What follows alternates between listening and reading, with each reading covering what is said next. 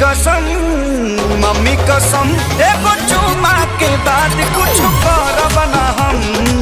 Mummy कसम एगो चुमा के बाद कुछ करब ना हम।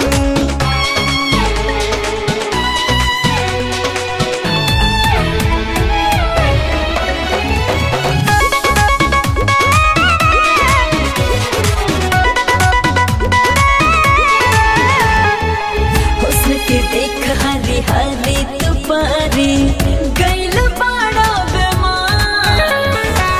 देखे लाया इसे कि लागे न जैसे खैले नहीं खाया ना। ऐसन मौका कहाँ बारी बारी यार मिलेला, तनी हमके लगावे त गोता। देखी कली का चनार मन भवरा हमार छछने बारा दास नहीं होता।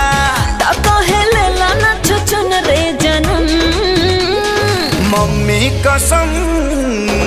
कसम एगो चुमा के बाद कुछ करब ना हम। मम्मी कसम एगो चुमा के बाद कुछ करब ना हम।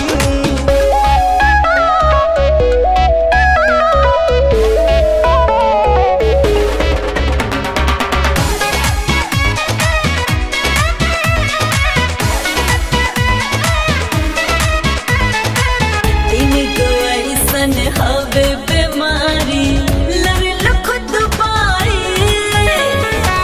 जियत जी कबो ना ओराई वाले पर जाई। कि ढेर लइका में यारी बानी झकले ई नारी जब पिए दए में के पानी। कैसन होला सवाद मिली चिखले के बाद जनी माना करले दिल जानी। घोर के पी गहिला लाज शरम। मम्मी कसम एगो चुमा के बाद कुछ करब ना हम। मम्मी कसम